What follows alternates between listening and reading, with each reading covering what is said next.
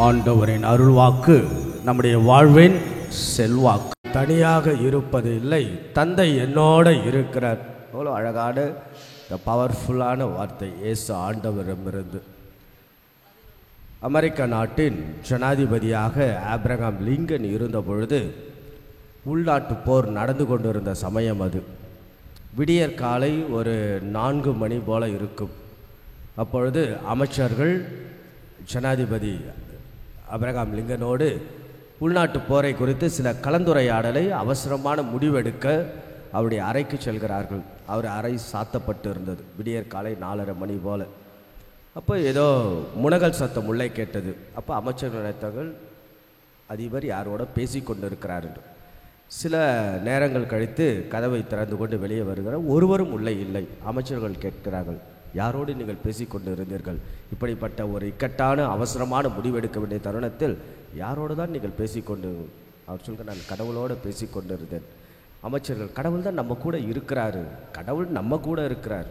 நாம் கடவுளோடு இருக்கிறோமா? கடவுளோடு நாம் இருக்க தான் நான் பேசி கொண்டு இருந்தேன். That's a beautiful reflection. God is with us, but am I with God? ஆண்டவர் ரொம்ப அழகாக சொல்கிறார், நான் தனியாக இருப்பதில்லை, தந்தை என்னோடு இருக்கிறார். தந்தையாம் கடவுள் என்னோடு இருக்கிறார். The Abba Father is with me. அதனால் எல்லா தருணங்களிலும் இயேசு தந்தையின் உடனிருப்பை உணர்கிறார். பேராஜே ஃபுல்டன் ஜேஷன் மிகப்பெரிய புகழ்பெற்ற பேச்சாளர், அமெரிக்க நாட்டை சார்ந்தவர். அவருக்கு இதய அறுவை சிகிச்சை நடைபெற்றது. ஒரு ஆபத்தான ஒரு சூழ்நிலை. அதிலிருந்து அவர் வெற்றிகரமாக வெளிவருகிறார். பத்திரிகையாளர்கள் பேட்டி எடுக்கிறார்கள். பேராயர் அவர்களே, உங்கள் இதய அறுவை சிகிச்சை குறித்து நீங்கள் பயந்தீர்களா? அப்போ பேராயர் சொன்ன வார்த்தை, நான் ஏன் பயப்பட வேண்டும்?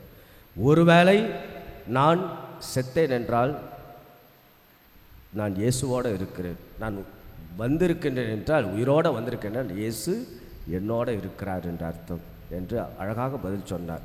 ஆக அன்புக்குரியவர்களே, இயேசு ஆண்டவர் நம்மோடு இருக்கிறார் என்று நாம் உணராத வரை நாம் தனியாக தான் இருப்போம். அருமையான வார்த்தை, அழகான இயேசுடைய வார்த்தை, நான் தனியாக இருப்பதில்லை. தந்தையாம் கடவுள் எல்லா நிலைகளிலும், எல்லா சூழ்நிலைகளிலும், என்னுடைய துன்பத்தில், துயரத்தில், இக்கட்டான மனநிலைகளிலும் தந்தையாம் கடவுள் என்னோட. அந்த தந்தையின் உடனிருப்பு தான் அவர் சவால்களை சந்திக்க மிகப்பெரிய மன வலிமையை, மனத்திராணியை, மன தைரியத்தை கொடுத்தது. நாமும் நாள்தோறும் திருப்பலி, நாள்தோறும் வாழ்வு, ஒவ்வொரு நாளும் புதிய நாள், ஒவ்வொரு நாளும் புதிய வாரங்களை நாம் தொடங்குகின்றோம்.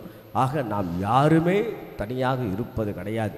இயேசு ஆண்டவர் நம்மோடு இருக்கிறார். நாம் அதை உணராத வரை நாம் தனிமையாக தான் நாம் உணர்வோம். ஆகவே இயேசுடைய உடனிருப்பை, let's all feel the Jesus presence within us. நாம் இயேசுவின் உடனிருப்பை எல்லா நிலைகளிலும் உணர்வதே ஒரு பெரிய ஆன்மீகம். அதை உணர்த்து கொள்வது தான் திருப்பலி. ஆகவே தொடர்ந்து இயேசுடைய உடனிருப்பை நாம் உணர்வோம். ஆண்டவருடைய அந்த உடனிருப்பு நம்மை வழி நடத்தட்டும் என்று அன்போடு உங்களை வாழ்த்துகின்றேன். கடவுள் நம் ஒவ்வொருவரையும் நிறைவாய் ஆசீர்வதிப்பாராக. ஆமென்.